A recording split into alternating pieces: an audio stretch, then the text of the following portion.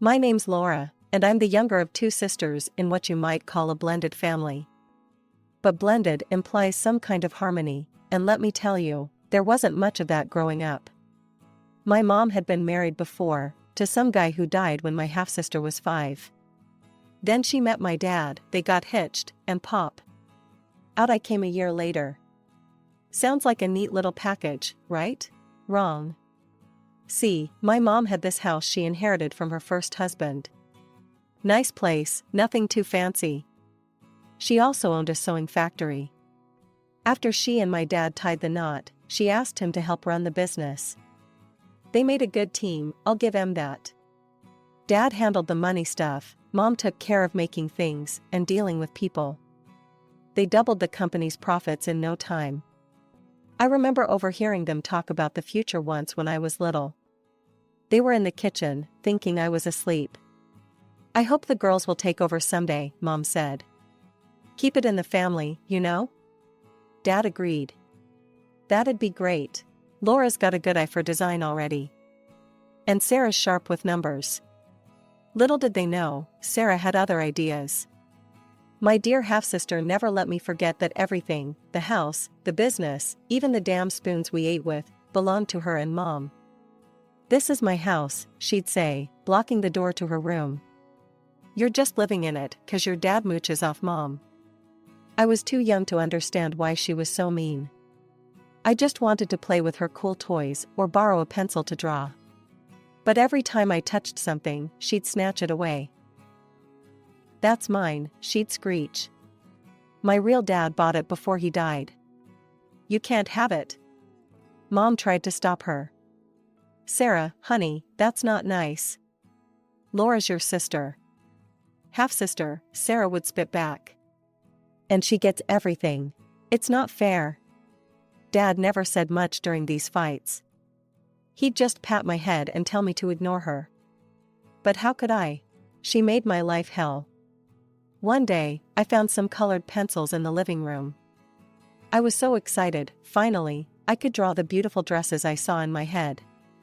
I started sketching, lost in my own little world.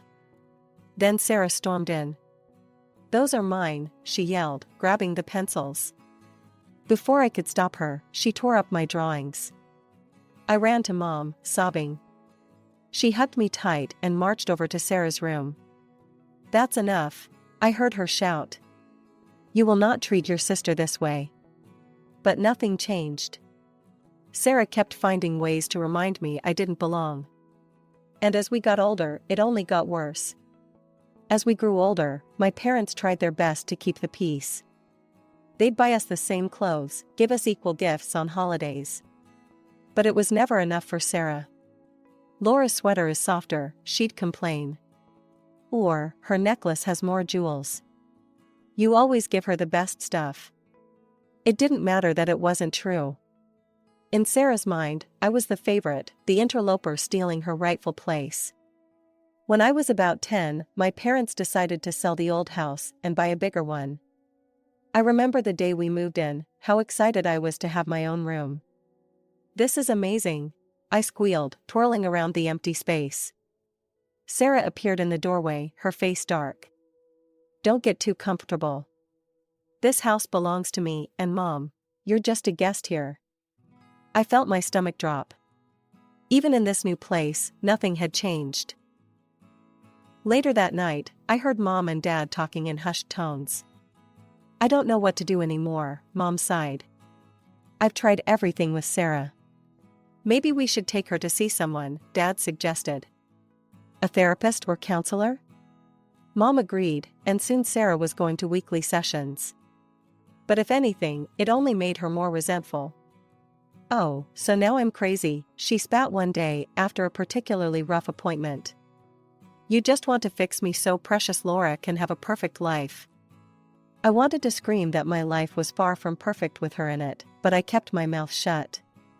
It never did any good to argue with Sarah. As the years went by, Sarah's victim complex only grew. Everything was someone else's fault, usually mine. She'd complain endlessly about how unfair her life was, how no one understood her. You're all against me, she'd say. You owe me for everything I've been through. I started avoiding her as much as possible, staying in my room or at friends' houses. Anything to escape the constant drama. When Sarah finally graduated high school and left for college in another city, it felt like the whole house breathed a collective sigh of relief. Maybe some time away will do her good, Mom said hopefully. For the first time in years, I felt like I could relax in my own home. No more walking on eggshells, no more surprise attacks of Sarah's jealousy. Those 4 years while Sarah was away at college were the happiest of my young life. I threw myself into my studies, especially art and design. I'd spend hours sketching clothes, dreaming up new styles. Mom noticed my passion and started bringing home scraps of fabric from the factory for me to play with. "You've got a real talent, Laura," she'd say, admiring my creations. For once, I felt seen for who I was, not just as Sarah's annoying little sister. I started to imagine a future where I could use my skills, maybe even in the family business. After graduation, I'd been accepted to a college in another city to study design, which was a dream come true. The night before I left for college, Mom and Dad sat me down for a talk. "We're so proud of you, Laura," Mom said, her eyes misty. "You know we support your dreams, right?" I nodded, feeling a lump in my throat. Dad chimed in. "We hope that after you graduate, you'll consider coming back to work with us. Your designs could really take the company to the next level." I promised to think about it, but honestly, I was eager to spread my wings. The idea of returning to my hometown, where Sarah's shadow still loomed, wasn't exactly appealing. College life was everything I'd hoped for and more. It was during my second year that I met him. Jason. He was a few years older, working on his master's in business. We bumped into each other at a campus coffee shop, quite literally. I spilled my latte all over his shirt.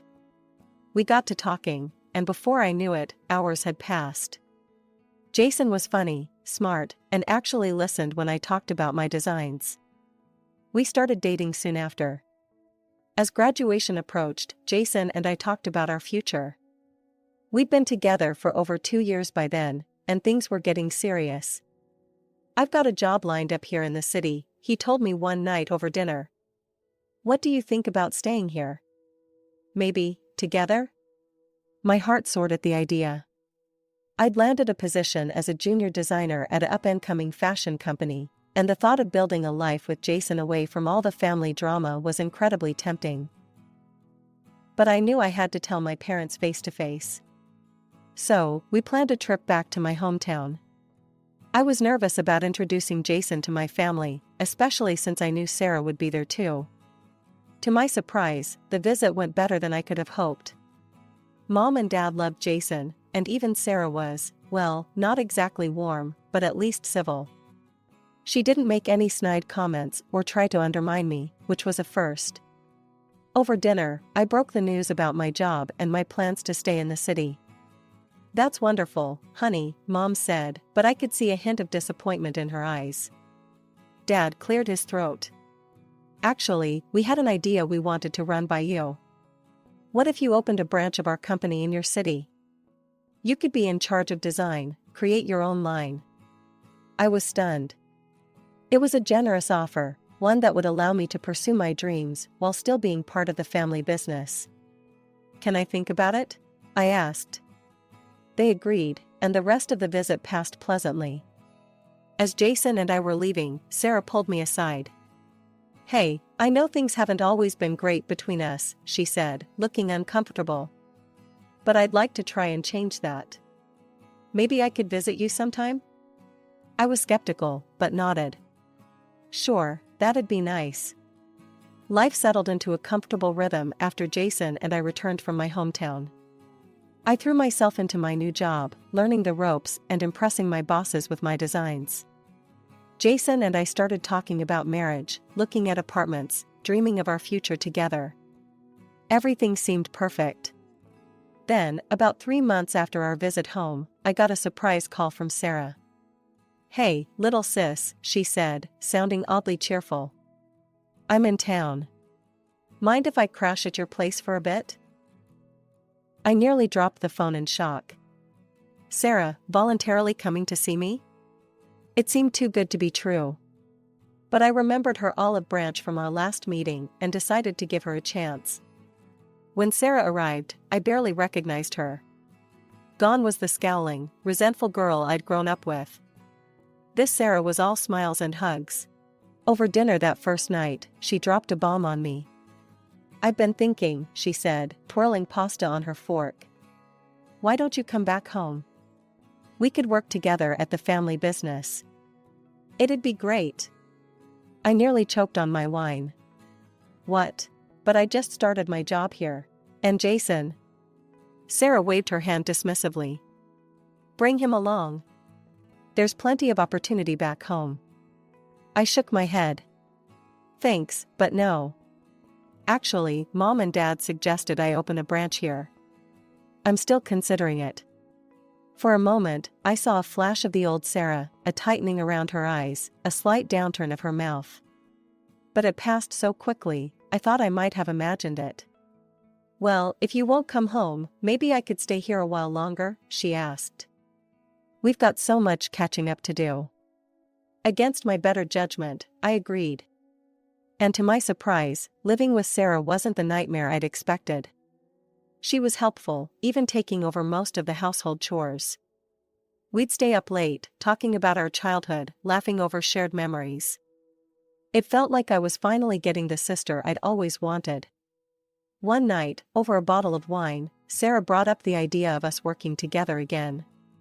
"What if we opened that branch together?" she suggested. "You handle the design, I'll do the business side. We'd make a great team." The idea was tempting. Despite our rocky past, Sarah and I had been getting along so well. And having her business acumen could really help get the new branch off the ground. "Let me think about it," I said, not wanting to commit just yet. As the weeks passed, Jason started coming over more often. At first, I was nervous about how he and Sarah would get along, given our history. But to my relief, they seemed to hit it off. I'd come home from work to find them laughing over inside jokes, or deep in discussion about some business concept. It warmed my heart to see two important people in my life getting along so well. Jason and I set a date for our wedding, just 6 months away. I designed the invitations, carefully curated the guest list, and agonized over every detail of the menu and decorations. Sarah was there every step of the way, offering suggestions and support. Meanwhile, Jason and I had decided to open the branch of my family's company after the wedding. Sarah and I spent many evenings discussing our plans, getting more excited with each conversation. "We're going to make an amazing team," Sarah said one night, clinking her wine glass against mine. 2 months before the big day, I was juggling work, wedding prep, and future business plans. Life was hectic, but wonderful. Then came the call that changed everything. "Laura, it's Dad," his voice sounded strained over the phone. "Your mother, she's not well. She's been feeling poorly for a while, but you know your mother, always putting on a brave face." He paused, and I could hear the worry in his silence. "I'm struggling to keep up with everything, the business, the house." I didn't hesitate. "I'm coming home. Right now." When I told Sarah, she sighed. "I wish I could come with you, but I've got some important meetings I can't reschedule." I was surprised by her reluctance, but didn't push it. "It's okay. I'll keep you updated." The situation at home was worse than I'd imagined. Mom looked pale and fragile, nothing like the vibrant woman I remembered. The doctor's diagnosis was devastating, a tumor, requiring immediate surgery. I threw myself into action, taking over household chores, helping Dad with the business where I could, and most importantly, being there for Mom. I arranged to work remotely, squeezing in design work between hospital visits and home care. The days blurred together in a haze of worry and exhaustion. But finally, there was good news: the surgery was successful, and Mom was recovering well. Through it all, I tried to stay connected with Jason. We'd video chat daily at first, his face a comforting presence on my screen. "How's your mom doing?" he'd ask, his brow furrowed with concern. "Better today," I'd reply, forcing a smile. How are things there? Is Sarah behaving herself? He'd laugh and assure me everything was fine, but as the days passed, our conversations grew shorter and less frequent. I told myself it was just the stress of the situation, that things would go back to normal once I returned home. But a month into my stay, the video calls stopped altogether. My messages went unanswered. The silence was deafening. The gnawing worry in my gut wouldn't let up. After days of unanswered calls and messages, I couldn't take it anymore. I had to see Jason, to find out what was going on. I caught the next flight out, my mind racing with possibilities. Maybe Jason was sick. Maybe he'd lost his phone. Maybe. I didn't tell anyone I was coming. Some part of me wanted to surprise Jason, to see his face light up when he saw me. The silence that greeted me in my apartment was eerie. Then I heard it, a muffled giggle from the bedroom. Our bedroom. I wish I could say I hesitated, that I didn't barge in like some crazed person. But I did. And what I saw, God, I'll never forget it. Jason and Sarah. In our bed, naked and entwined. For a moment, the world stopped. I couldn't breathe, couldn't think. Then reality came crashing down. What the hell? I screamed, my voice breaking. They jumped apart, but neither looked particularly ashamed. If anything, they looked relieved. Laura, Sarah said, wrapping the sheet around herself.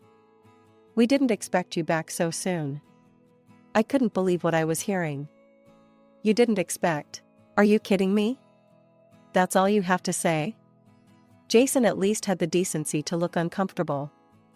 Sarah stood up, still clutching the sheet. Look, sis, these things happen.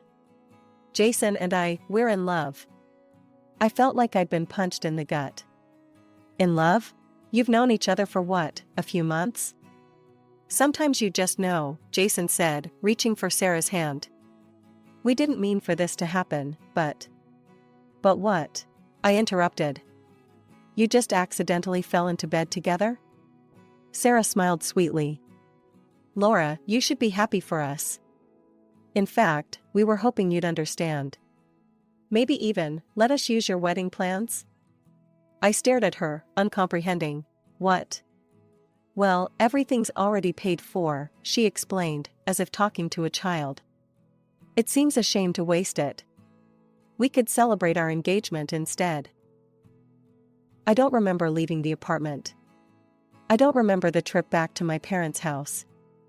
I just remember collapsing into my childhood bed, sobbing until I had no tears left. Mom and Dad found me like that. They didn't push, just sat with me until I was ready to talk. When I finally told them everything, Dad's face turned red with anger. Mom just looked sad. I'll call her, Dad said, reaching for his phone. This ends now. The conversation was short and brutal. I could hear Sarah's voice, shrill and defensive, through the speaker. Of course you're taking her side, she yelled. You always have. Well, guess what? For once, I'm the one who got chosen. How does it feel, Laura? Dad's voice was cold. Sarah, if you go through with this, you're no longer part of this family. Do you understand? There was a pause, then Sarah's voice, dripping with venom, fine. I don't need you anyway. I've got Jason now. The line went dead. Mom pulled me into a hug, her still fragile body shaking with sobs. I'm so sorry, sweetheart, she whispered. I'm so sorry. I clung to her, feeling like a little girl again. But I wasn't a little girl anymore. I was a woman who'd just had her heart ripped out by the two people she should have been able to trust most in the world. The days following the revelation of Sarah and Jason's betrayal passed in a blur. One moment, I'd be curled up in bed, unable to face the world. The next, I'd be researching lawyers, ready to sue them for every penny I'd spent on the wedding. It was during one of these angry research sessions that my phone rang. An unknown number. Hello? I answered warily. Laura? It's Margaret, Jason's mother. I nearly hung up, but something in her voice stopped me. She sounded devastated. I don't know what to say, Margaret continued. We're so sorry, dear. So very sorry. I listened in stunned silence as she poured out her heart. How shocked and disappointed they were in Jason. How they'd always thought of me as a daughter. How they couldn't believe Sarah could do this to her own sister. We want to make this right, Margaret said finally. We know it won't fix everything, but we'd like to reimburse you for all the wedding expenses. True to their word, a check arrived a few days later, covering every last expense. It was a weight off my shoulders I hadn't even realized I was carrying. As the date of what would have been my wedding approached, I made a decision. I couldn't go back to the city, not yet. There were too many memories, too much pain. Would it be okay if I stayed here for a while? I asked Mom and Dad over dinner one night. Maybe work for the company? They exchanged a look, then Dad smiled. We were hoping you'd say that. We could use your talents, especially in design. And just like that, I had a new direction. I threw myself into work with a fervor that surprised even me. Every sketch, every design, was a middle finger to Sarah and Jason. Look what you gave up, I thought bitterly. Look what you lost. The day of Sarah and Jason's wedding came and went. We didn't attend, of course. I spent the day locked in my office, working on a new line of youth clothing I'd been dreaming up. Months passed. My designs started gaining traction. The youth line was a hit, bringing in a whole new demographic of customers. Within a year, I'd helped increase the company's turnover by $1 million. Sarah and Jason? They were dead to me. I didn't think about them, didn't wonder what they were doing or if they were happy. They'd made their choice, and I'd made mine. 3 years passed in a blur of fabric swatches, design meetings, and growing success. I'd thrown myself into work, using my pain as fuel to drive our family business to new heights. Our company had become a major player in the fashion industry, and I'd made a name for myself as an innovative designer. One balmy summer evening, I was having dinner with Mom and Dad at their place. We were laughing over some silly memory when the doorbell rang. Dad frowned. Are we expecting anyone? I shook my head, a strange feeling of unease settling in my stomach. Mom went to answer the door, and suddenly the air was filled with a voice I hadn't heard in years. Well, look at this cozy family dinner, Sarah sneered, pushing past Mom into the dining room. Glad to see you're all doing so well without me. I stood up, my chair scraping against the floor. Sarah, what are you doing here? She looked different. Haggard, angry, with dark circles under her eyes. Oh, just thought I'd drop by, see how the other half lives, she spat. Especially now that I'm newly single. Dad's eyes narrowed. What happened to Jason? Sarah let out a bitter laugh. Turns out, once a cheater, always a cheater. He left me for his secretary. Ironic, isn't it? I felt a twinge of something, not quite sympathy, but a grim satisfaction. Karma, indeed. I'm sorry to hear that, I said, not entirely truthfully. But why are you here? Sarah's face hardened. I want what's mine, my share of the business. I'm family too, remember? Dad stood up, his voice firm. Sarah, you gave up any claim to this family and this business when you betrayed your sister. You're not getting anything. You can't do this, Sarah screamed, her composure cracking. You can't just cut me out. Mom stepped forward, her voice soft but resolute. We already have, Sarah. You're disinherited. Please leave. For a moment, I thought Sarah might lash out physically. But instead, she just glared at us all, her eyes burning with hatred. This isn't over, she hissed, before storming out. A few days later, I was in my office when I heard a commotion from the lobby. I rushed down to find Sarah in the middle of our workspace, screaming at the top of her lungs. You're all being deceived, she yelled at our bewildered employees. My parents are unscrupulous liars. They've stolen what's rightfully mine. I didn't hesitate. I called the police, keeping my voice calm despite the chaos around me. We need officers at fashion-forward designs immediately. We have an unstable individual causing a disturbance. Even as security tried to remove her, Sarah kept fighting. Over the next few days, she escalated her attacks, trying to break into our parents' house, smashing windows, and in a final, terrifying act, attempting to set fire to the front door. It was clear this couldn't go on. With heavy hearts, we took legal action, obtaining a restraining order that banned Sarah from approaching me, our parents, or any of our properties. As I sat in my office after the court hearing, looking out over the city I'd come to love, I felt a complex mix of emotions. Sadness for the sister I'd lost, anger at her actions, but also pride in how far I'd come. I was now a respected entrepreneur and fashion designer, my name known throughout the industry. Love? That could wait. The wounds from Jason's betrayal had healed, but I wasn't ready to risk my heart again. Not yet. For now, I was content to pour my passion into my designs, into building something lasting and beautiful.